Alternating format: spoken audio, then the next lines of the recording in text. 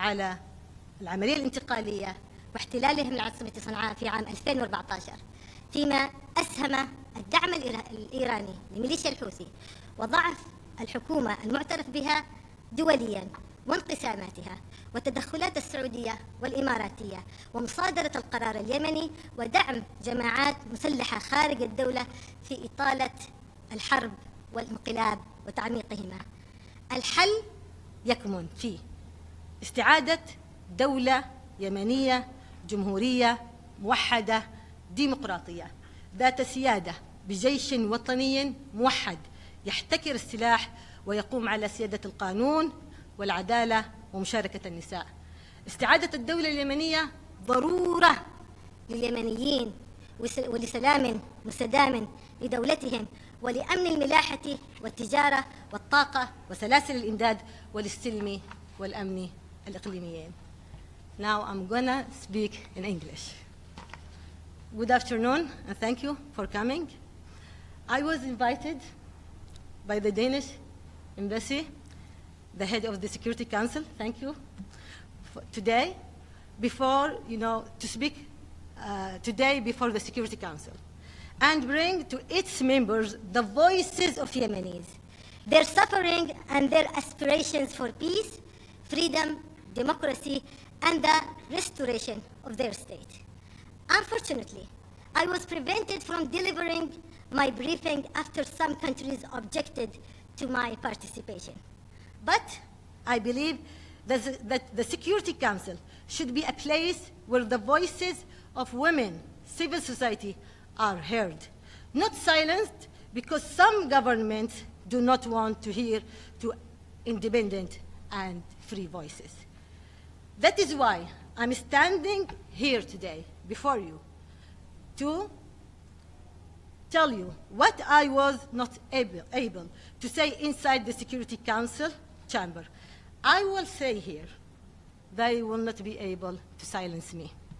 I will tell you, and before the press and the public, that my full statement will be published on both the Ltawakul Kərman Foundation and Women Journalists Without Chains website, and also in Noble Women Initiative website in English and Arabic.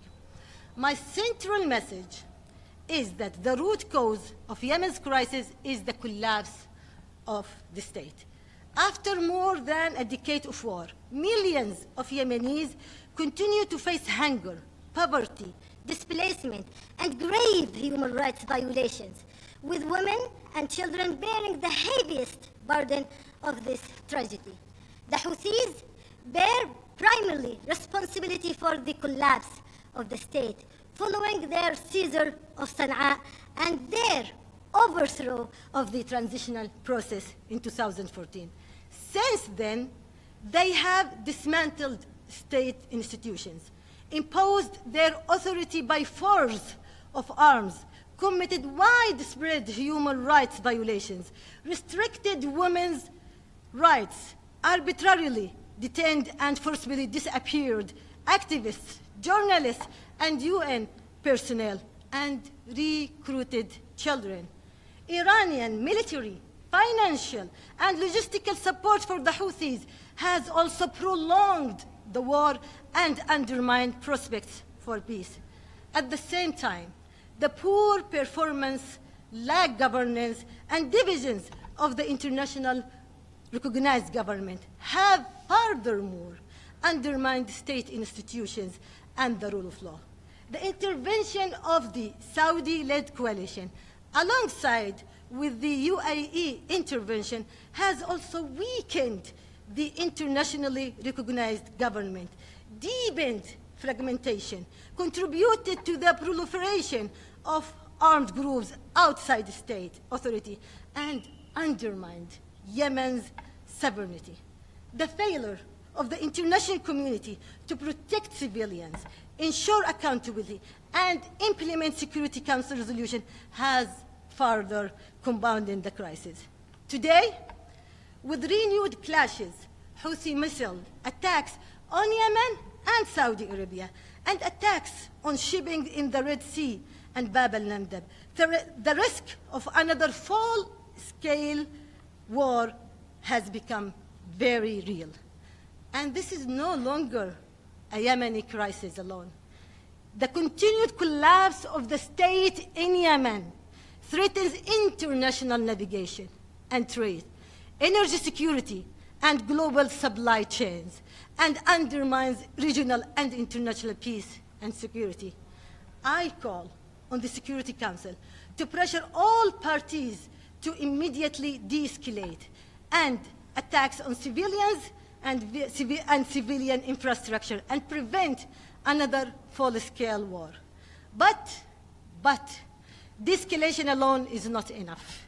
The Security Council must support an inclusive Yemeni-led political process that restore Yemen's sovereignty in all its territory and independent national decision-making, rebuild state institutions, unifies military and security institutions under state authority, disarms armed groups, and ensure justice, accountability, and redress for victims.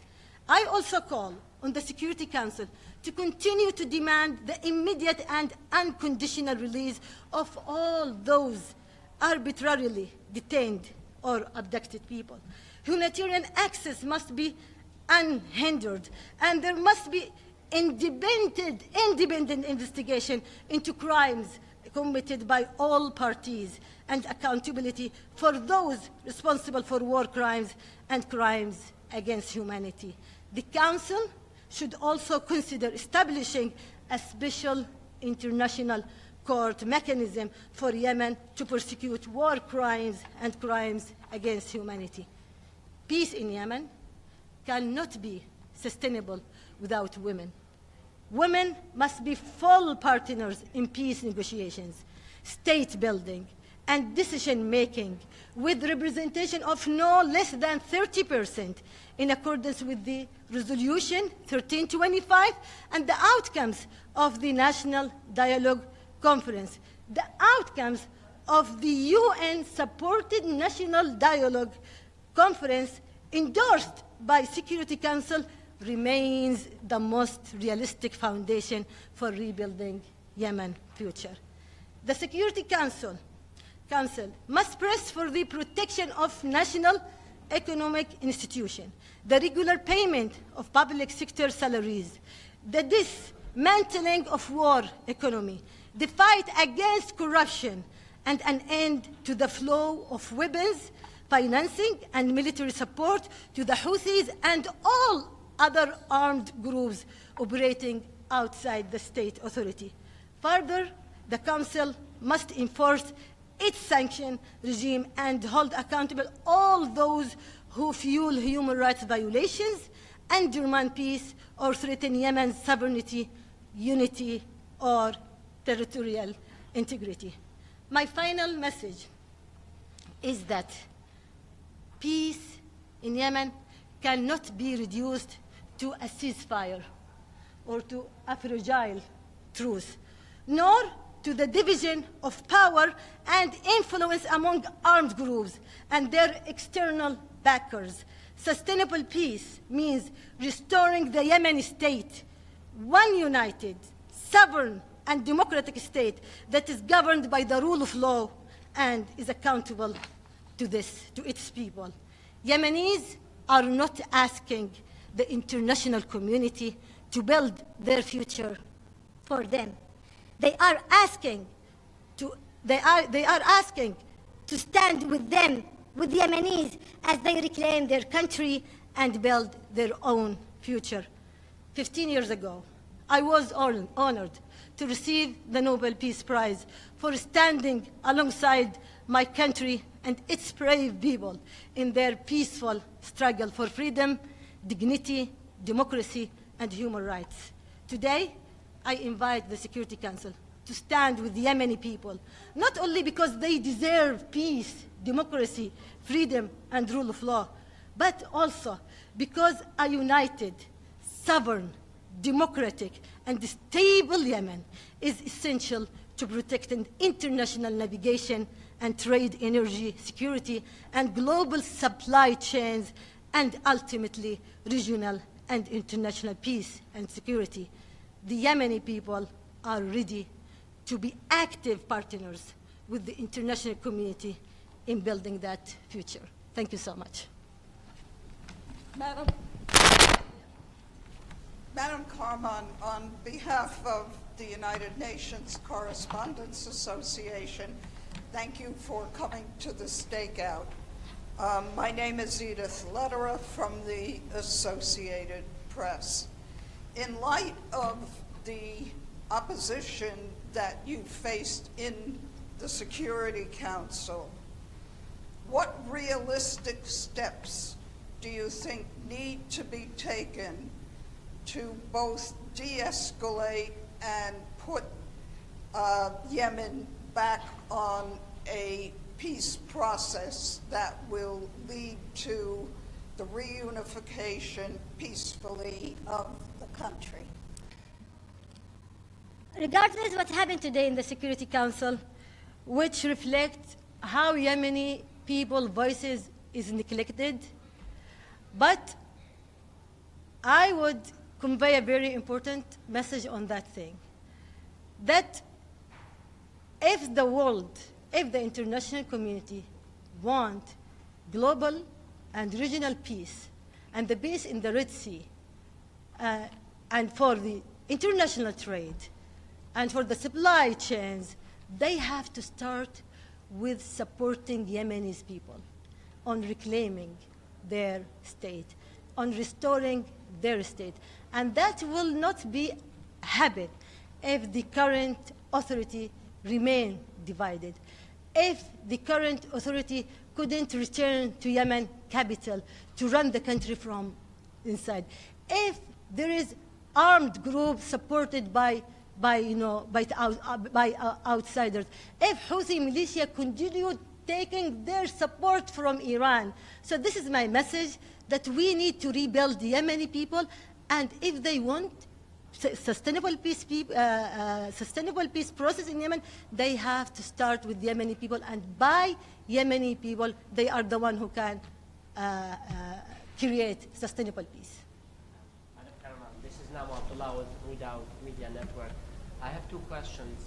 Can you name the countries that prevented you from talking today at the Security Council? If not, why? And secondly, what are your thoughts on Turkey joining the Saudi-led coalition to ensure what they call freedom of navigation in the Red Sea? Thank you. Really, I don't know what countries is, the name of countries that, prevent me from talking inside the Security Council, and I don't want to know. I don't know, and I don't want to know. The only thing that I want to do now is to sending them a message that we are Yemenis want a real great partnership with all countries members of this UN.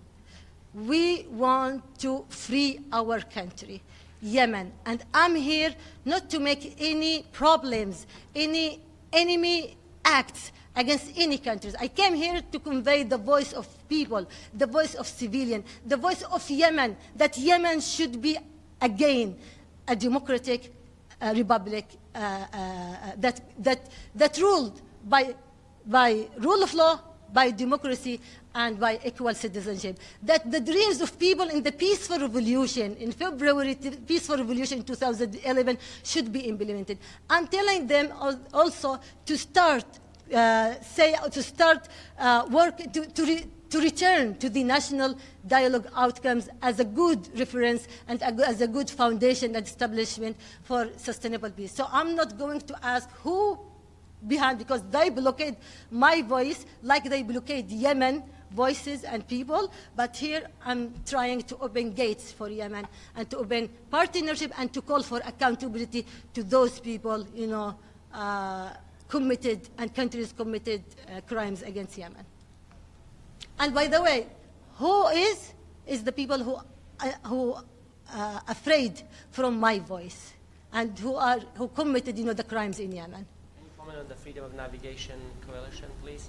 Yeah, about Turkey and the coalition between Turkey and Saudi and Pakistan. We welcome this coalition, and we want this coalition to to extend to many other countries, because what is happening in the Red Sea and in the region needs all Arab people, all Muslims people, all countries, in the region to make, these kind of coalition. We need that coalition to face, the collapse in the Red Sea and the non-stability in the navigation. So we welcome that, that coalition. I'll ask in Arabic. نعم. شكرا جزيلا. أشرتم إلى أن الحل في اليمن هو استعادة الدولة. اليمن الآن على مفترق طرق بين هدنة غير رسمية تتهاوى وتصعيد يهدد بانقراض اليمن في نزاع إقليمي أوسع كما سمعنا التحذيرات في كلمات اليوم. ما هو السبيل الأفضل أمام اليمنيين لاستعادة الدولة؟ هل لا يزال هناك مجال للسلم أم أن الحرب هي الحل؟ أنا كناشطة في حقوق الإنسان وكحائزة على جائزة نوبل للسلام، وأؤمن تماما بأن الحل السياسي هو الحل الأمثل لإيقاف الحروب والنزاعات، وأيضا لإسقاط الأنظمة المستبدة. لأجل ذلك كانت الثورة السلمية في 2011.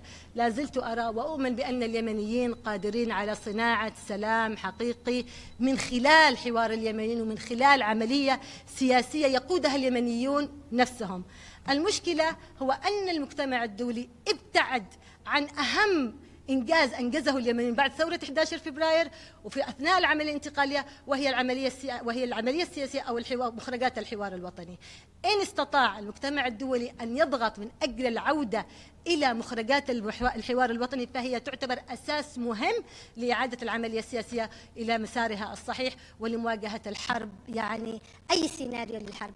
نحن ندعو الحوثي فعلا إلى أن يحكم العقل وإلى أن ينظر إلى يمنيته قبل أن ينظر إلى ارتباطه الخارجي، ألا يكون أداة لإيران في زعزعة أمن المنطقة والعالم وفي ارتكاب انتهاكات أكثر بحق اليمنيين. ندعوه إلى أن يعني يخوض فعلا أن يكون شجاعا وأن ينخرط مع اليمنيين في حوار حقيقي يقود إلى استقلال اليمن وسيادته وسلامة أراضيه.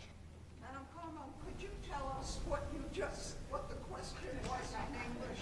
Yeah, I'm afraid about my English language, by the way, but I'm trying. Look, he was asking me about the possibility of peace or war. What is, what Murad say? What is more, peace or war in Yemen? So I told him that as a Nobel Peace Prize laureate, as a human rights defender, as one of the leaders of peaceful revolution, I always believe on non-violent and on peaceful, work, peaceful act for resolving, conflicts and also for overthrowing the dictators. So yes, there's a very big possibilities for Yemeni people to sit together and, to solve the problems. And the most important problem that now we are facing, that the international community didn't focus on the outcomes of the national dialogue. That is very important outcomes that can be a great foundation for peace process. So I'm calling them to return to them because Houthis was part of this, outcomes. In addition to that, I believe that, and I called Abdul Malik al-Houthi and Houthi militia to rethink, yeah, I'm calling Abdul Malik al-Houthi and his militia to think about Yemen more than to think about their affiliation with Iran, more than attacking, the sovereignty and the human rights in Yemen. They have to lead with the Yemenis and by Yemenis, and they have to accept to be, and we call them to be a political party. And this is what we said from the beginning of the peaceful revolution. Yeah. Thank you. Other questions? Okay. Everything is my statement, and if you want the whole statement, you will find it in my website. Thank you. Thank you. حبايبي شكرا. تمام.